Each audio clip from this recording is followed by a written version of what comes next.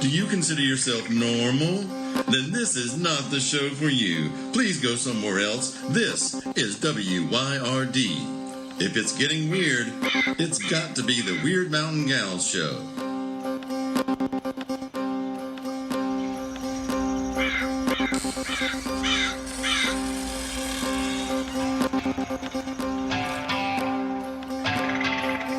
You're listening to Byron and Alicia, the Weird Mountain Gals.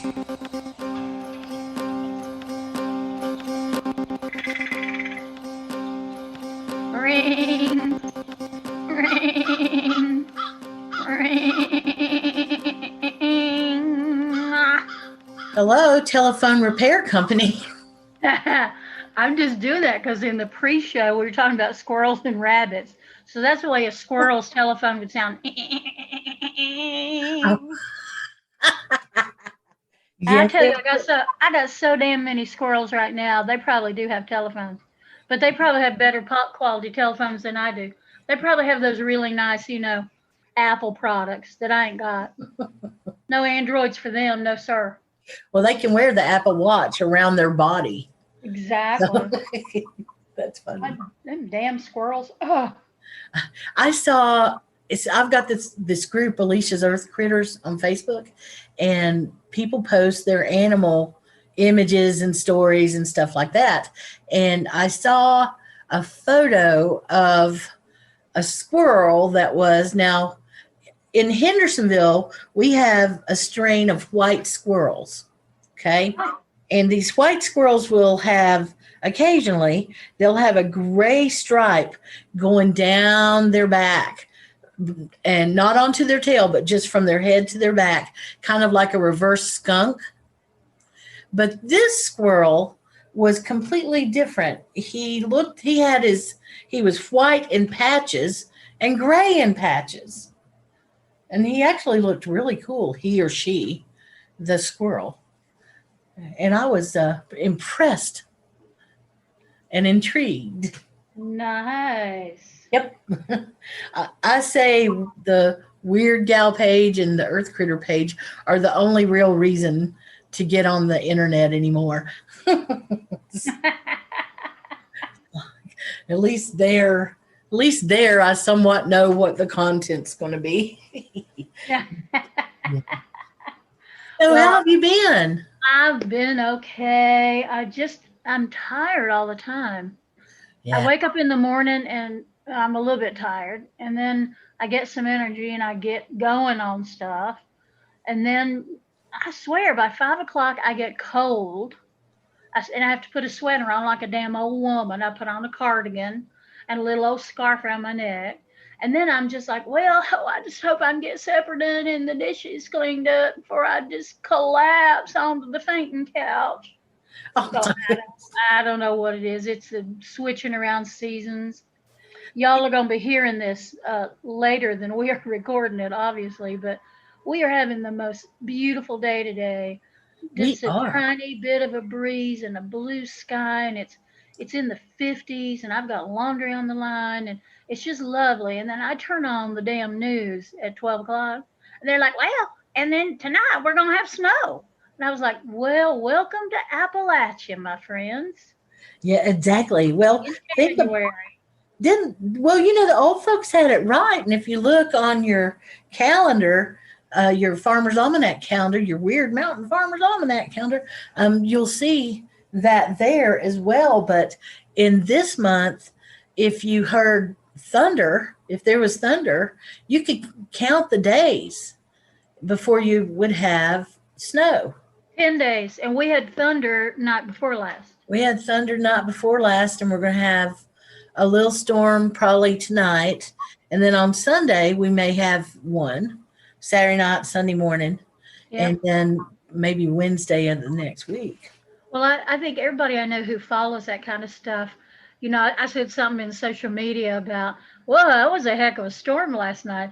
And I don't know how many people said, yeah, well, I'm counting down. I'll put in my calendar 10 days. That's 10 days we should have snow. We'll see.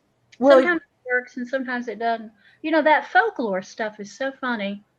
because we swear by it. I mean, not all of us, of course, but I remember growing up and, you didn't plant potatoes till this time and you never did this until this and all that stuff. And I was religious about it for an awful long time. And I still, honestly, I've found things like if I plant radishes in the light of the moon, they just Yeah. won't make.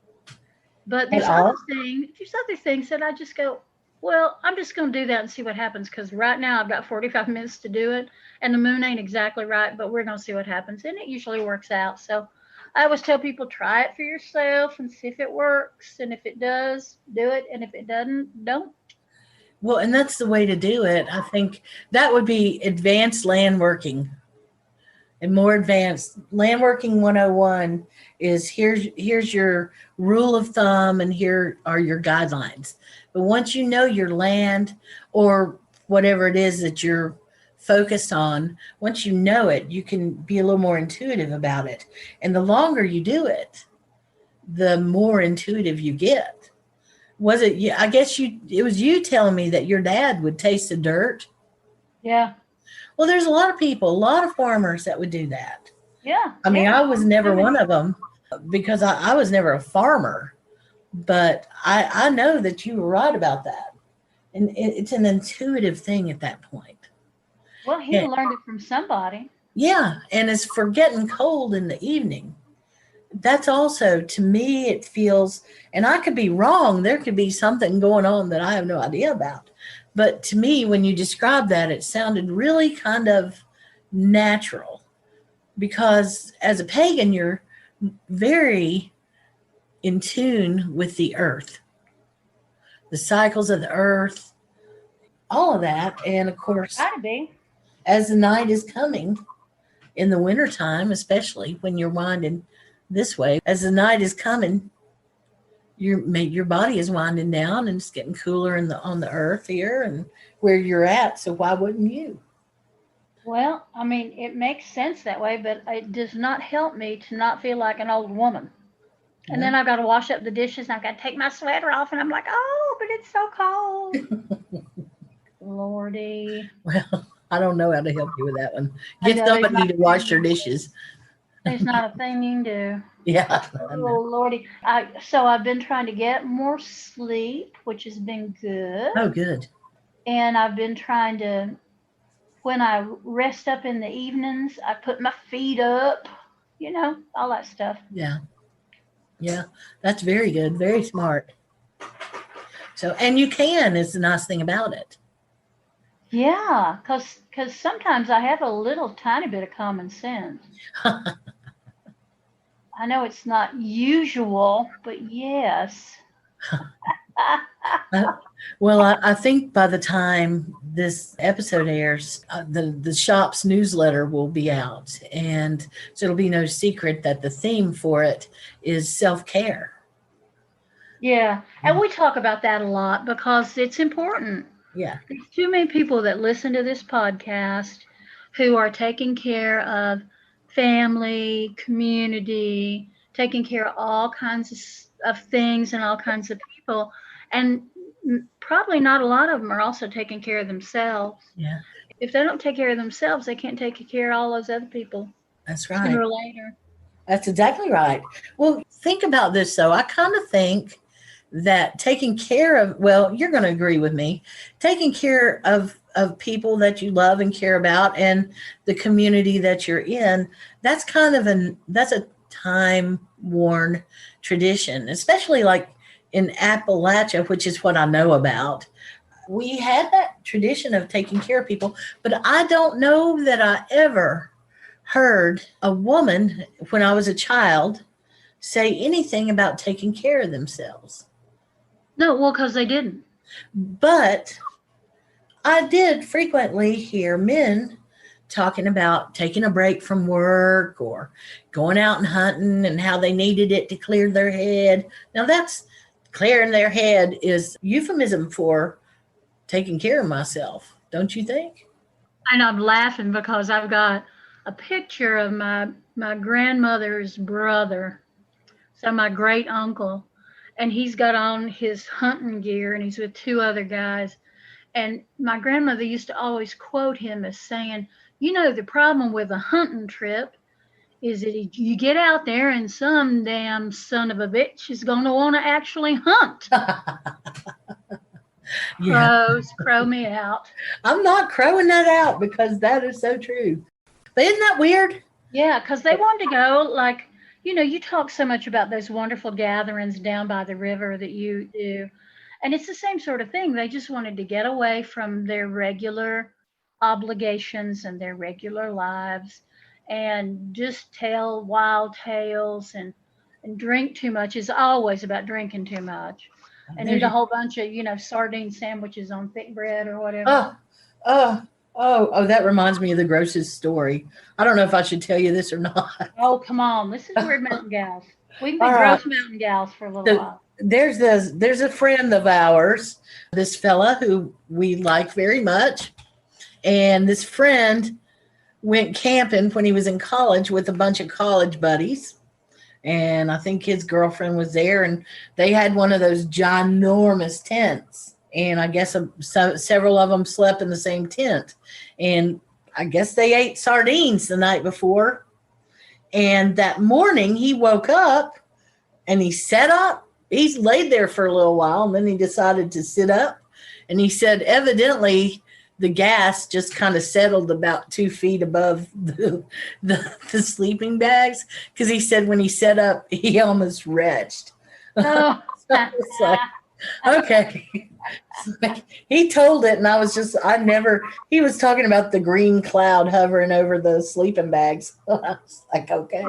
Well, what kind of dumbass would get into a tent with a bunch of college people who had just eaten a bunch of sardines? I mean, I wouldn't. Would you? Well, I'm just going to be real honest here and say it would depend on how much I'd been drinking. Oh, that's true. And how tired I was. At 3 o'clock in the morning, if you've been drinking pretty steady, you don't really think about the niceties. You just think, oh, where's my sleeping bag? I can remember being down on the coast. A whole bunch of us traveled with our families. And we were all in one of those big old tents. It's like a 12-person tent. And I somehow got right in the middle of all that. And I had my friends, young'uns, were all clustered around me. They all decided they were going to sleep. They're going to sleep with Aunt Byron. So they were all clustered around me, and we were all, loved up. And about, I guess, 2 or 3 o'clock in the morning, I woke up and I was wet. And I thought, these damn young'uns have peed on me. But what had happened is that it started raining and the tent was leaking. My first thought was, why did these young'uns have to sleep behind me? They've all peed in bed, and I'm in it. I'm in the middle of it. So, and I don't believe I'd had much to drink that night, to be honest. I just ended up being the surrogate auntie who's taking care of the littles. That is funny. It is funny. A little guilty because I'd accused them. I had not verbally accused them, but in my head, I'd accused them of peeing on me. Well, I would have thought that too. So, Oh man. Well, I don't really know where to go from there. I know in the pre-show we were going to talk about Appalachian independence and that attitude of independence. But now we've done what is it? We've done RUNNOFT, as the guy says. Run off. Yeah. RUND. Yeah, run off. OFT. All the way into this whole other subject. How surprising. Imagine that here on Wyrd Mountain Gals, that we had discussed something in the pre-show that we did not, in fact, discuss in the show. It's kind of our modus operandi, as they say on the cop shows. It's weird to observe it happen week after week after week. We have even gotten to the point to where we kind of faithfully decide ahead of time, well, this is going to be our subject. This makes logical sense. And then we hit the record button. We go, hey, how are you? And then we just go with it. Yeah, I know. That's all right too. That's intuitive podcasting. Is that what it's called? Oh, is there like a fancy word for it? And it's not just us running off at the mouth. Well, see, if we put the word intuitive in front of it, then it's going to make it all more pompous and And also it'll give it that woo quality that we are both so enamored of. We want to be very woo about everything that we do. Yes, it will.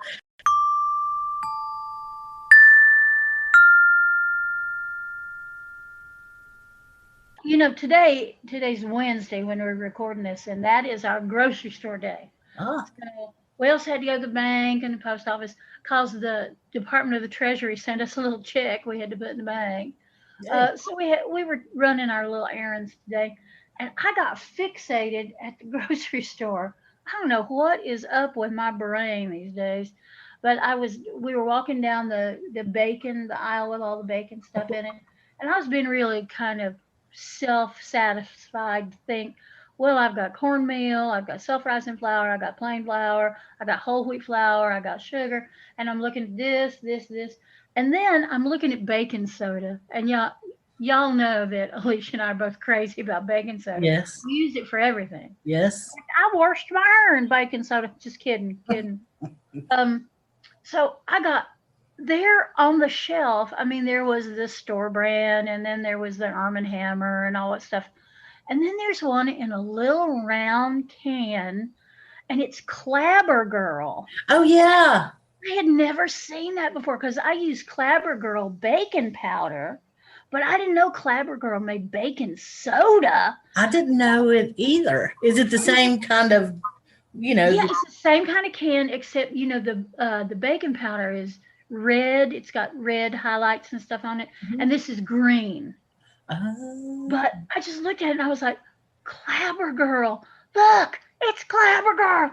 And I wanted to buy it, but I know that I've got a sack of baking soda in the back of my car that I bought, when I went crazy last fall and bought all the salt and baking soda and all that other stuff. oh gosh, if you just only had some mason jars to store it in. You mean like the ones that are also in the back of my car? Yeah. Yes. I know. It's a mess. And somebody posted on social media the other day about prepping, and they said, this sounds like Byron. Prepping is not when you fill your basement full of guns and dried beans.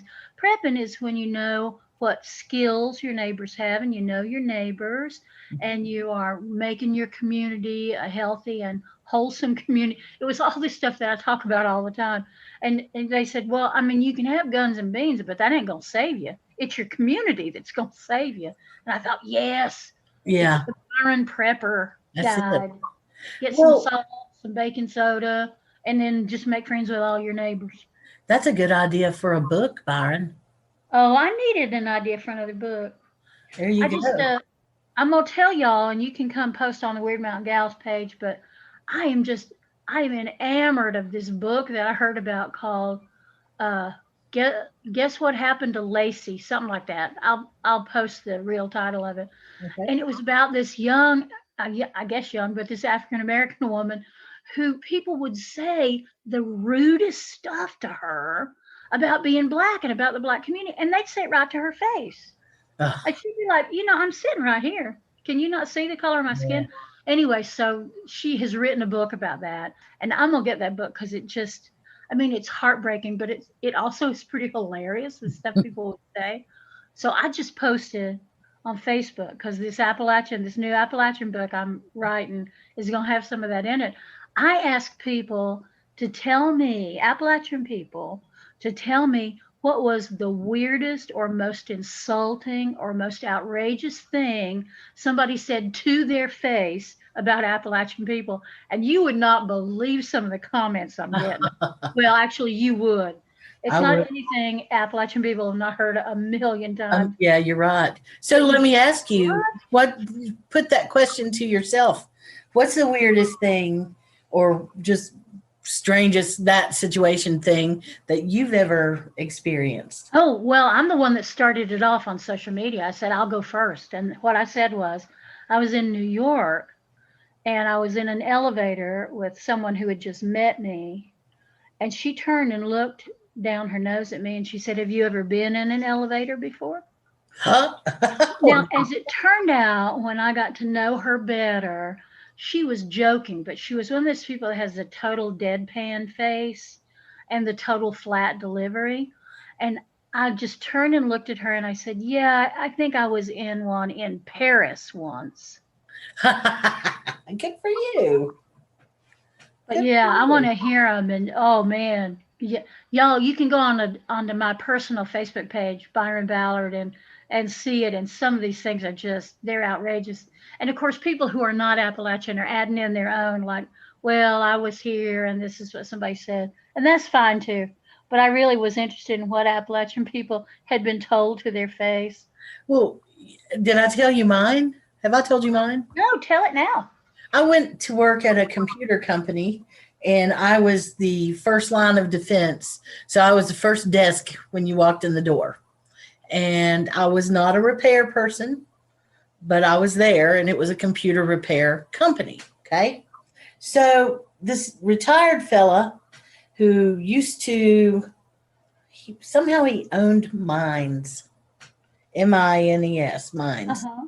And he was obviously wealthy and he had this, not very Appalachian personality, kind of aggressive kind of personality. And he Uh-huh. had retired here is what it was. So he came in and he was asking after he had a computer question. So he wanted to speak to one of the technicians. Well, they were all out repairing computers. So he came back the next day and same situation. And I asked him each time, I said, well, if you'll let me know what the question is, I might be able to help you. And now he's going to wait. So he did that. And on the third day, finally, told me what the question was. And I guess I was being instructed to write it down and ask the smart guys. Oh my God. Anyway, it turned out to be a Microsoft Office error. And I just heard some stuff about it and I was able to answer his question and he went away and he was happy. So about 2 weeks later, he came in and the owner of the company was there. And the owner of the company was in the desk back behind mine. And he was telling the guy right in front of me, he was like, well, he said, that little gal or whatever it was he called me, working up at the front there. Well, she's not nearly as dumb as you would think. Oh my God. And he thought he was paying me a high compliment in his mind. And then he went on to say, she just answered this question. And I was impressed with that. And then when he left, he didn't even look at me. It's like, are you kidding? Wow. Sometimes I just get dumbfounded. I'm like, are you kidding? And I didn't even address it with him. There are times when I just don't care. That guy revealed himself to me, and his opinion was not important to me anymore. No, that's exactly right. That's And right. some things are worth getting your panties wadded up for, Oh yeah. and say, I had somebody giving me a hard time about my name, and they assumed I was some kind of, people because of my religion assume I'm some weirdo, and then they see my name, and somebody thought, well, why'd you take a man's name? See, me. And I said to this guy, I said, I'm named after my granddaddy. Have you got a problem with that? He said, well, it's just a weird name for a woman. And I said, have you got a problem with that? Because we can step outside, buddy, and I can settle this. You're not going to insult my granddaddy. And he was like, oh, yeah, no, I guess you're Southern, all right. Start walking, you doggone long-eared galoot. Just a minute, partner. You can't talk to me like that. Them's fighting words. Them's fighting words. I dare you to step over this line. Okay, I'm a-steppin'. I dare you to step over this one. This one. This one. That one. That one. This one.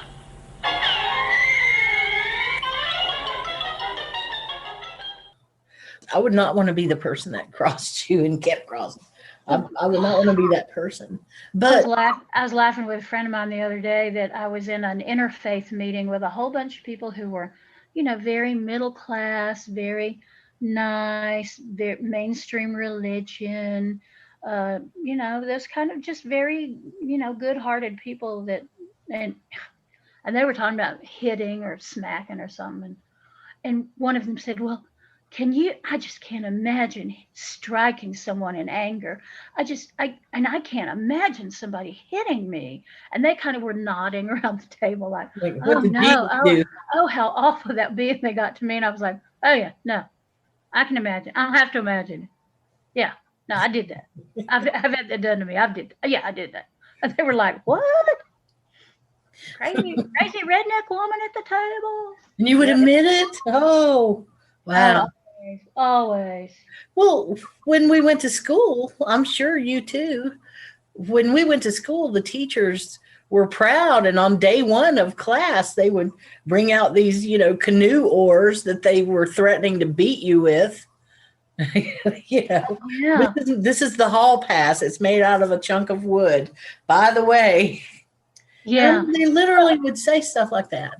And I remember it was probably seventh grade, I'm guessing, that they pulled out that thing and it had holes in it, like the size of maybe a nickel, holes in it, because that made more noise and it hurt more Oh, than just getting hit with a regular piece of wood. and this was public school too. Yeah, of course it was. Yeah. The private schools were not nearly as regulated as the public schools. No, it was worse in private school, I'm Yeah. sure. Well, the private schools had a mind going on sometimes with the students. They would just scare the hell out of them to get discipline. And that was, I don't know about you, but I would rather have a physical beating than a mind.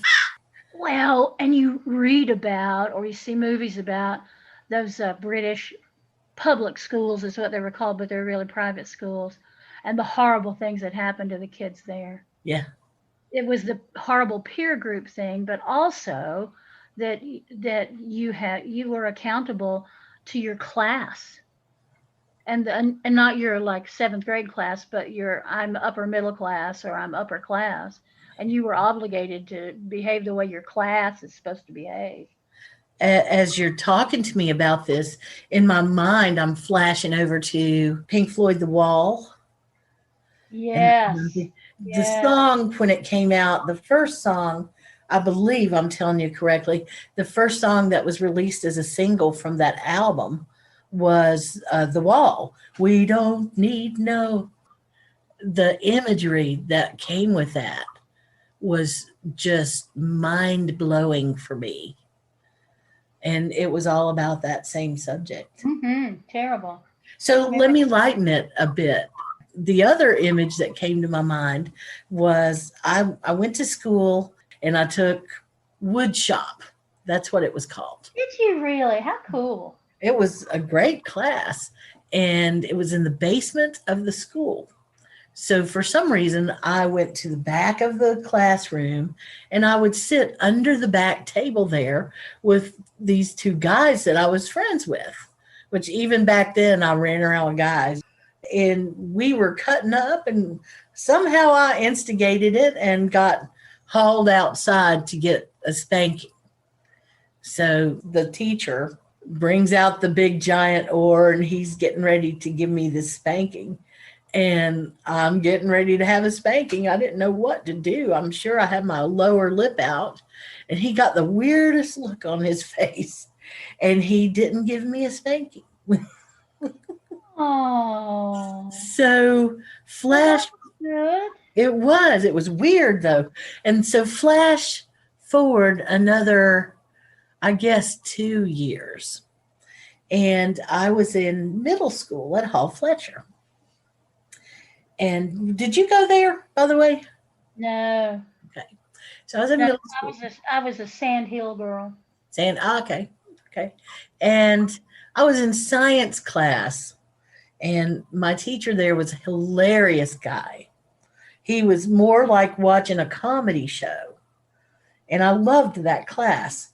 But evidently that day, I was not in the mood to see whatever movie it was that was playing, and I continually disrupted the class, evidently, I'm told. I don't recall that. Okay. But so he hauls me outside with this big giant canoe paddle, and I'm starting to get a little wigged out because that's a big old paddle there, right? He tells me, "Give me your shoe." What? Give me your shoe. I took my tennis shoe off and I handed it to him. And he said, "Now you listen to me." He said, "I'm going to paddle this shoe. And when it makes a sound, you're going to make a sound. You're going to go, ah." I said, "Okay." And that's what he did. And he paddled my shoe, and he'd strike the shoe, and I'd go, "Oh," as if I was getting a terrible spanking. And then I put my shoe back on, and he said, "Don't tell anybody." Oh my God. Isn't that weird? That is very weird. But Both times, I'm sure I deserved the paddling that I didn't get. huh. It was like magic. Wow. Oh. Did you get paddled? No, I don't remember ever. I never got paddled in school. And I didn't get spanked much at home because I was, I was good. I was quiet. Yeah. And they evidently didn't catch all the stuff that I did that I should have been paddled for. Yeah. Yeah. Same. Yeah.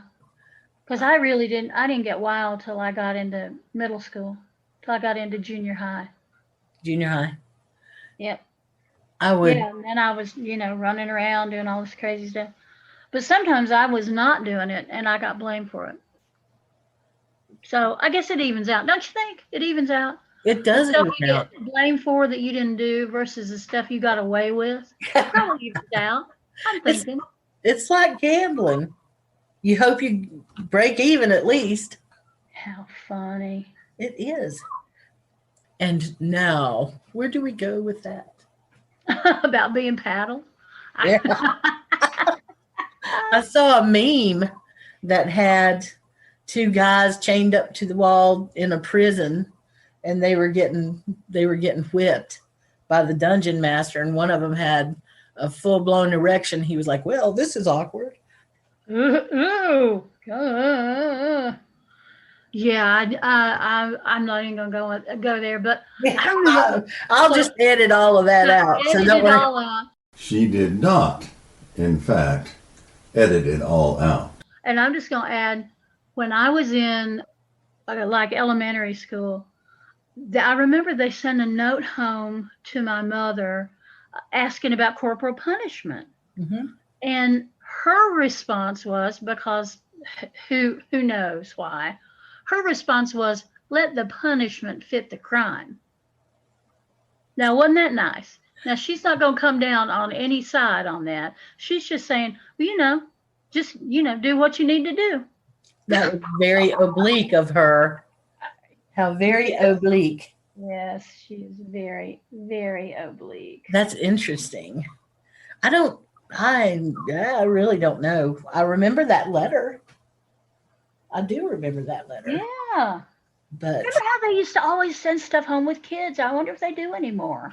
well, Or if what's they the just point? send it directly to your inbox. Directly to the inbox is where Yeah. it goes. Because what's the point of well, teachers nowadays also have to pay for paper and ink and all of that. Yeah. So why would they do that when they could send an email and then it's a permanent, more or less, record that they could go back and retrieve anytime? I'm sure it's email nowadays. And besides, if I was a kid in 2020 and if I was handed a piece of paper by a teacher, I would not necessarily feel obligated to give it to my parents. That could just be a me thing, though.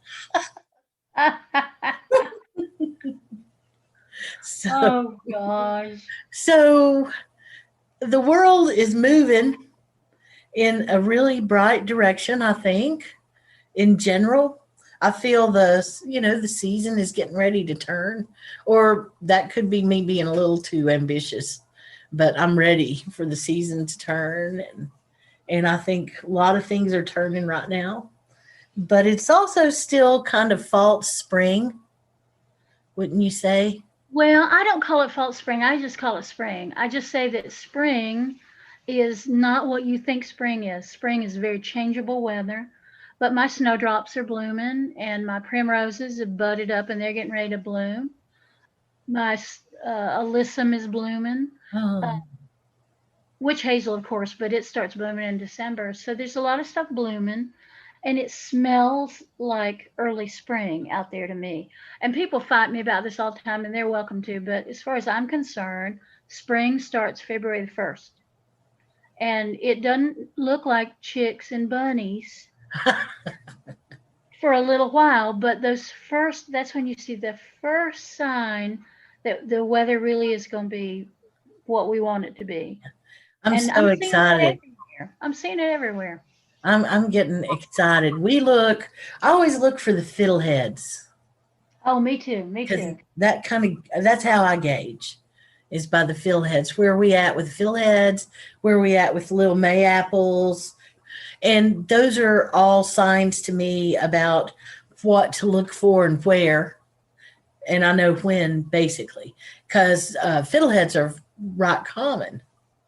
Oh, yeah. Yeah, yeah. And when they're tiny. And I also look at the buds of trees, and we'll probably have to crow this out, but the way I learned to hunt morels is you look at the buds of the maples, and when they're the size of a squirrel, What? yeah, it was a female squirrel's genitalia. When the buds are that big, Oh, that's Lordy, when I've never heard of that. I've I heard like I heard a that all squirrel's over the place. ear and a squirrel's eye and stuff like that, but I've never heard about that. I'll ask. I'm not going to put that on this podcast. That's too much. Too weird. She did, in fact, leave that in the show. But yeah, that's how I learned. So you learn to look for morels by the other signs, other plants, because by the time you can see a morel, it's time to pick it. Usually, most people don't get Oh, out, yeah. or at least to monitor it. So I always look for morels right around the time of the Mayapple. And it also makes a difference as to your altitude and of course the pH of the soil. So you know that by which plants are blooming and where. And morels and a lot of other mushrooms are very picky about the root system that they're coming from. And so there are certain trees that will never have morels under them unless they've grown out from another tree, but they won't be in the root system of a certain type of tree. So I'm not going to talk about all of that, but this is an exciting time as before the stuff is actually out. Now is the time to kind of go and get your idea about what's going to be where.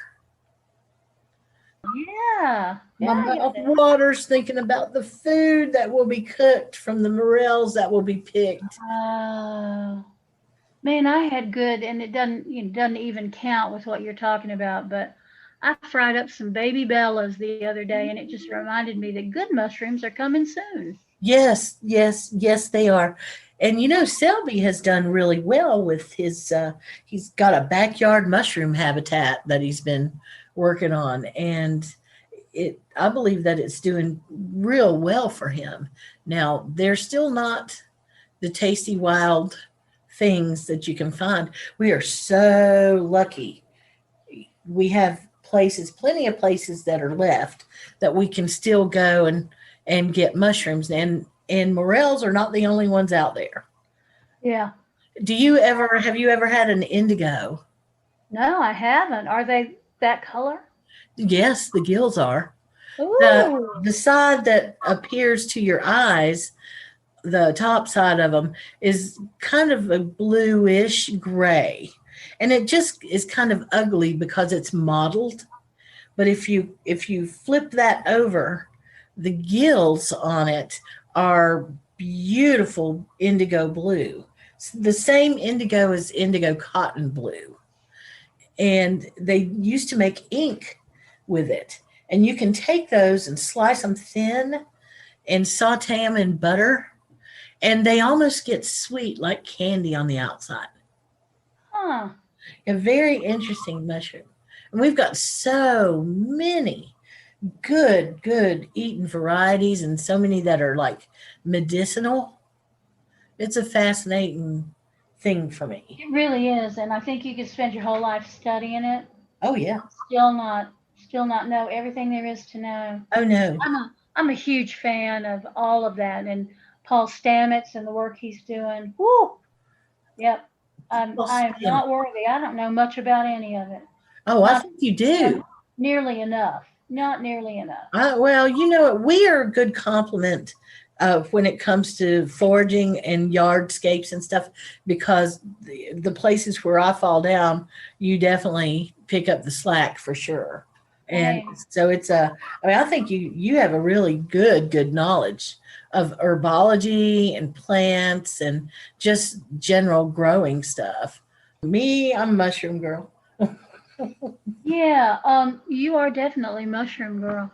Yeah, I did somebody else's podcast last night, my friend Amy Blackthorne, and I told her I always have to do the disclaimer that I am a folkloric herbalist. So if you need to know how much of a particular plant piece you need to achieve some health related thing, I'm not the person to go to for that, because my remedies are folkloric and magical remedies. So I'm going to tell you that mugwort will give you far vision, and it will help you see between the worlds, and it will bring you great dreams. But if you want to use mugwort because it's a liver tonic or whatever, I don't have any knowledge about that. And so I will send them to what I call a real herbalist. Go to a real medicinal herbalist and ask that question. I can tell you what it was used for 400 years ago, and before we had any medicine to speak of. Yeah. But I may not know. And that's what we had talked about in the pre-show, is all the sort of folkloric remedies that come out of Appalachia and out of the Southern Highlands, and how a lot of them are still used, and a lot of them we don't use anymore because you can go right out to the drugstore and buy something off the shelf for $3.49 that'll Right. whatever the problem is. Right. So to me, it's not as much about the ingredients as it is about the attitude of self-sufficiency. You know, Yeah. it, and I guess to illustrate that, I mean, you use what you got at hand. Back in my day, but back in my grandma's day, it just wasn't a matter of, oh, let's run down the road and pick up whatever it is we need, because they were likely back in the woods a little ways, or there was no place for them to go pick up whatever it was they needed. You and we don't have to worry about that. No, we do There's not. always been a grocery store. Robbinsville had a gal named Laura Phillips, and she was the stuff of legend. Okay. She was no joke. I worked for her, and she was the stuff of legend. Laura Phillips had a thing called the Rolling Store, and it started out, as far as I know, in the back of a wagon that had either donkeys or horses that were pulling it. And she would go from town to town and sell her wares, and it was basically drugstore stuff and grocery store stuff, what we would consider Ingles. And they didn't have anything like that. So she eventually settled down in Robbinsville and opened up Phillips Store. And then there was Phillips Motel, Phillips Restaurant, Phillips, there was a hardware store in the same little plaza there. And Main Street, the real Main Street, is where she had her motel and restaurant. And I worked over at that restaurant, and she lived in the motel next door. And she's the one that I told you about, who after her husband died, she told me the story where they were held up at gunpoint Oh my gosh. and tied up.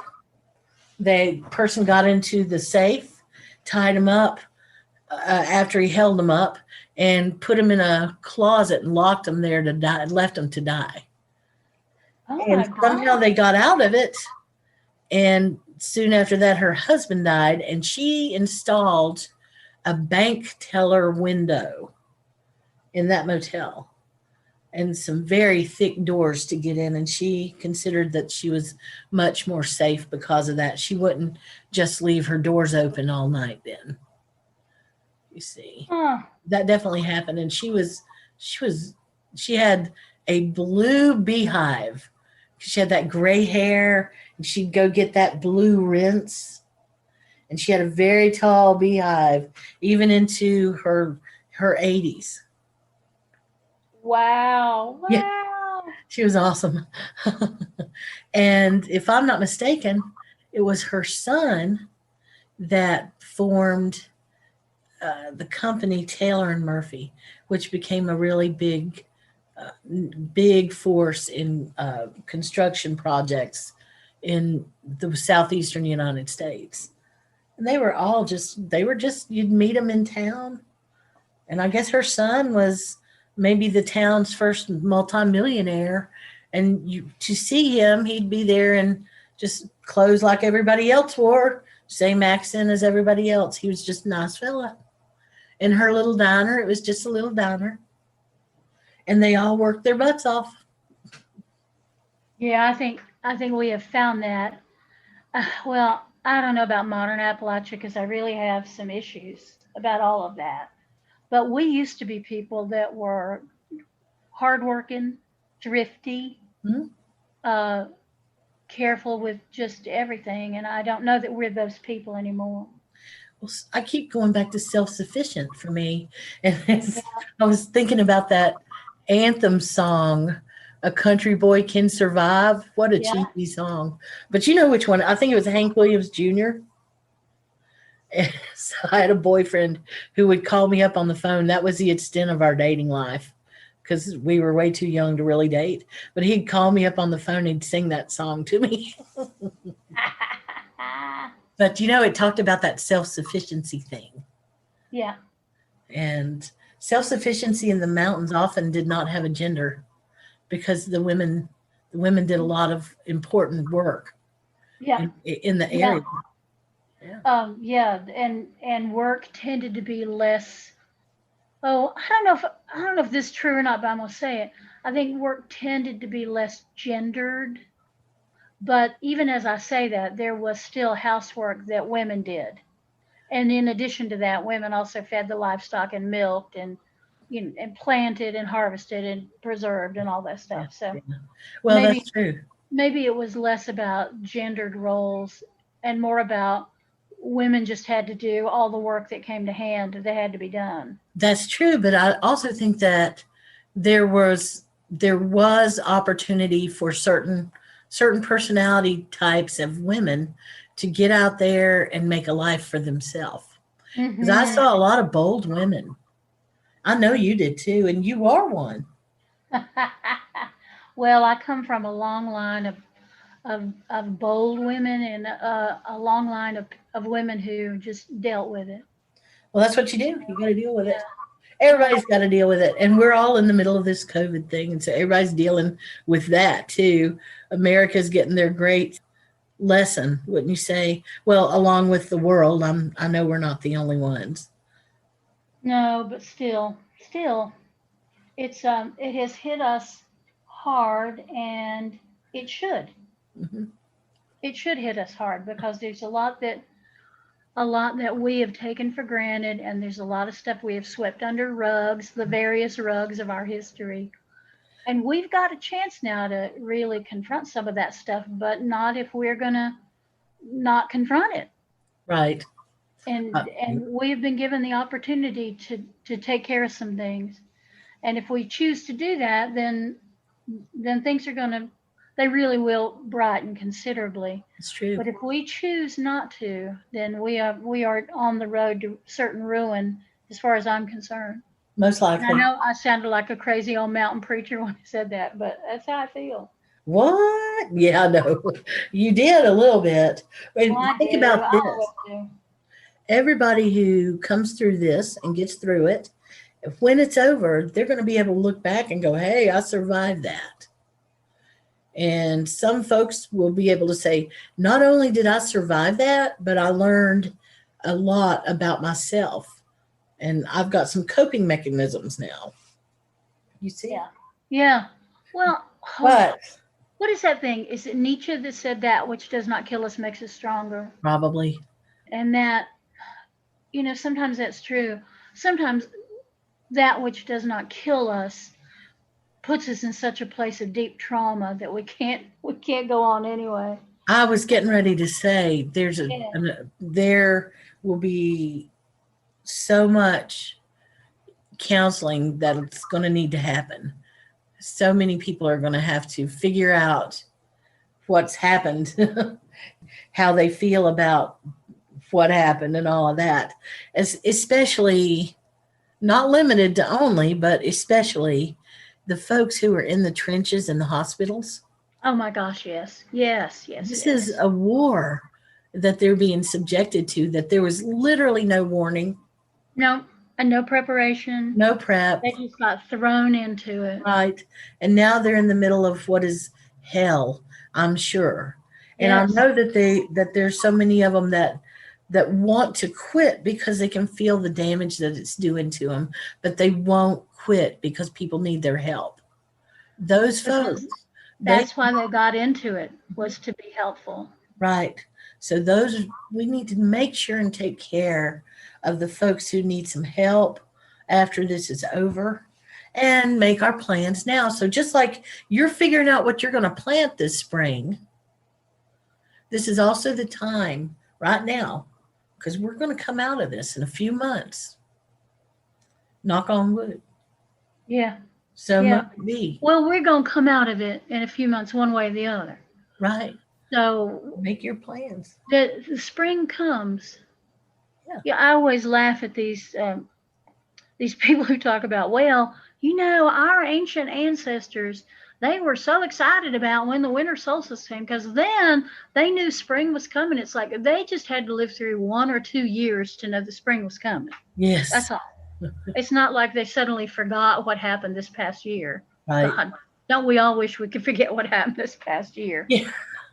Yeah.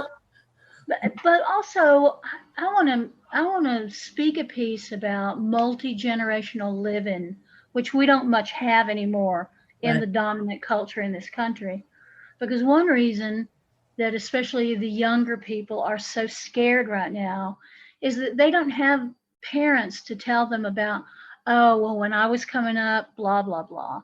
And we laugh about it now when we think about, oh, you remember when great grandma used to say she had to walk to school uphill both ways in 3 feet of snow and all that stuff. But if you have a family around you and you can look at, and generationally they can say, well, honey, when I was coming up in the Great Depression, which would be what my mama would say, when I was coming up in the Great Depression, we did this thing and this thing and this thing. And if nothing else, it lets people know that this isn't a thing that has just happened in this generation.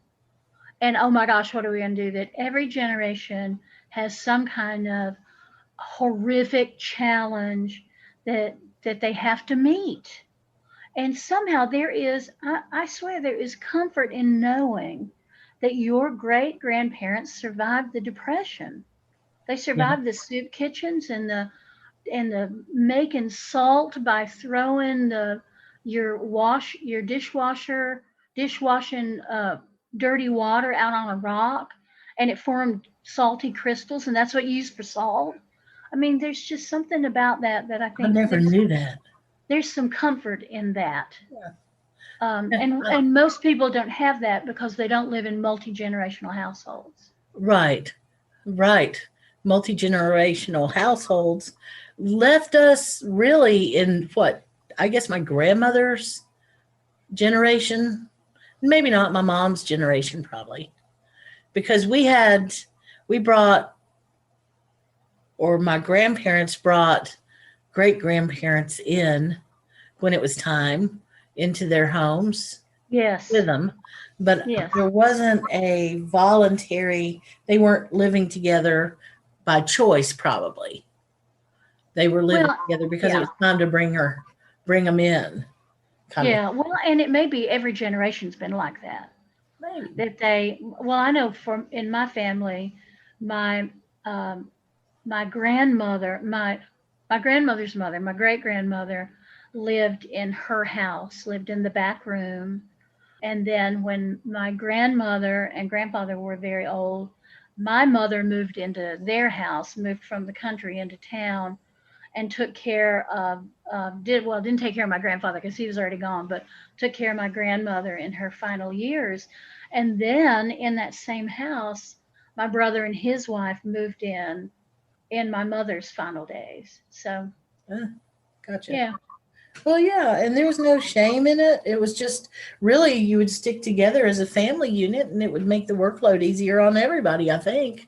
Well, and who could afford was it cost now $10,000 a month to keep your elder in a nursing facility? It's a It lot of money. does. It's just a huge amount. It's just, I don't know how people can face that. It just bugs me. It really does. Well, I appreciate so much you calling me and checking in and all of that. It's been very nice to know that you actually have been calling and checking in and everything. It's been really Well, nice to hear I've from been both. worried about y'all, and I'm worried about you, and worried about Mr. Gomez. Well, from what I understand, he's a stubborn Appalachian person. Well, he is, but stubborn Appalachian people get very sick with this virus, and some of them have died, as we know. I know. So I want to know what you need, if you need anything. And I'm glad you are feeling so much better. Thank you. Now, Thank you. I understand that Gomez is not feeling but so much better right now, but Yeah, we got our prayers going up for him too. we got some candles going and a Yeah, few other yeah. little things going on. And like I said, I know he's a strong person, and so we'll keep everybody posted about it. Yep. And yeah, so there you go. And y'all Yay!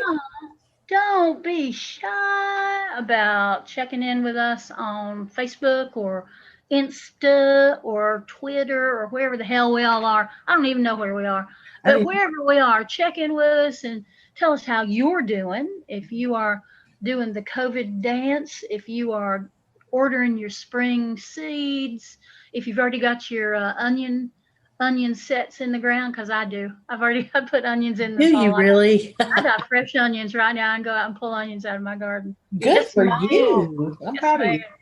I tell you what, radishes are next. Peas, broccoli. I'll get my Miss Onion set. I am the queen of the onion set. There she goes. Miss Ooh. Onion set. I love me some onions. They are just so healthy for you. But again, to return to our previous conversation about being in the big tent, you don't want to be eating a whole bunch of fried onions and then all y'all fall asleep in a drunken stupor in a big old tent with sardines and onion parts. That will not be pleasant. No. You will be best pleased, as you can say. That's right. So we'll have to call this the gross episode or something. Well, I swear, every time they're talking about food, which we've not talked about very much this time. Sort of. Or we talk about disgusting stuff. That's just how we are, It's true. That's just how we are. Well, I'm going to run, I think, and get myself ready for the snow. What about you? You've already been to the grocery store.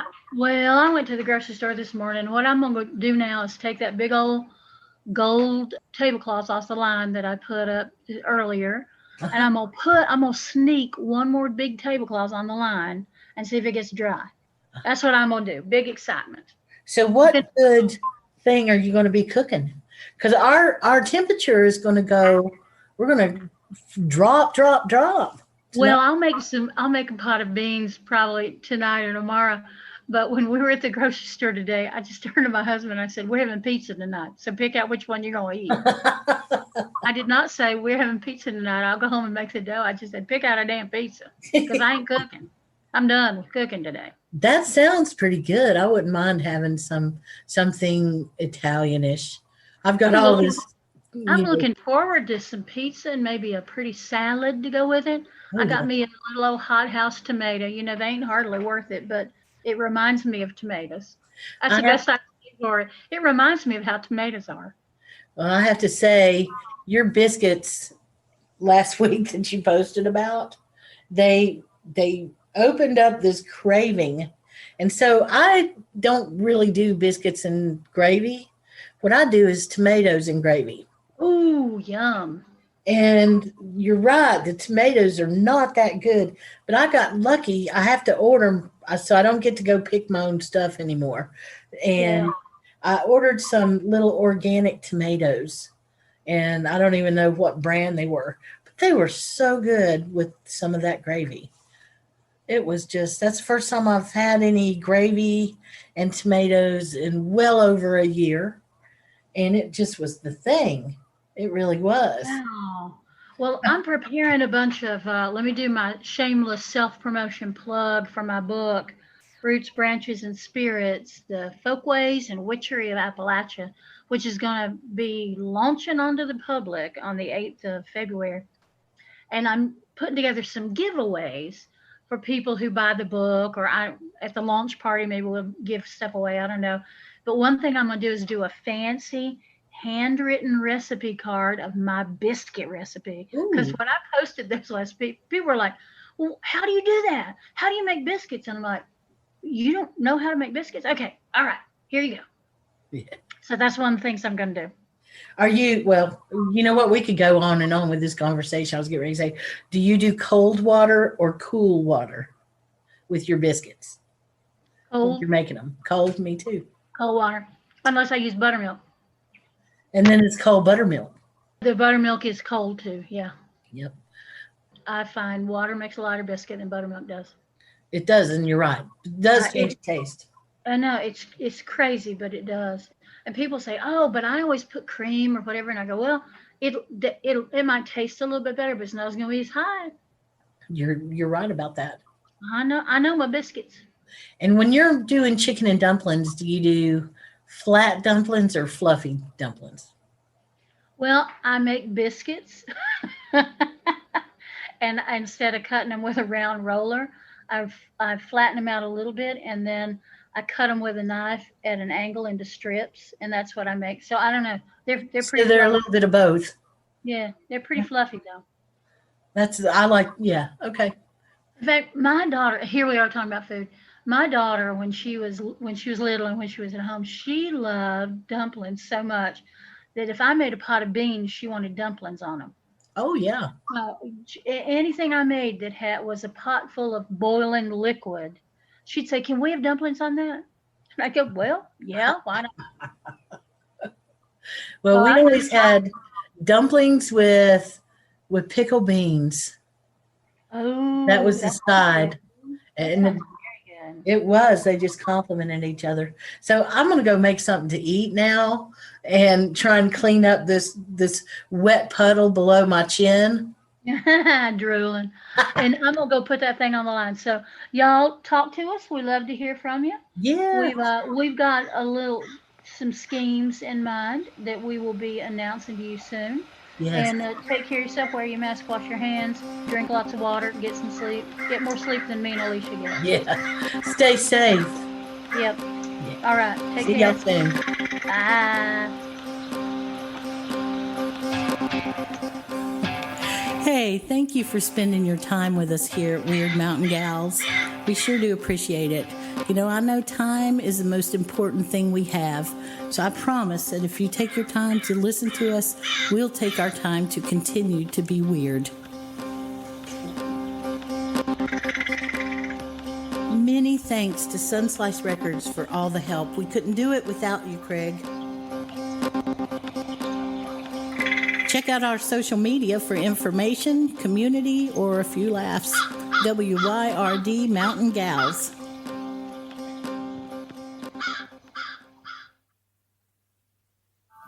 WYRD Radio.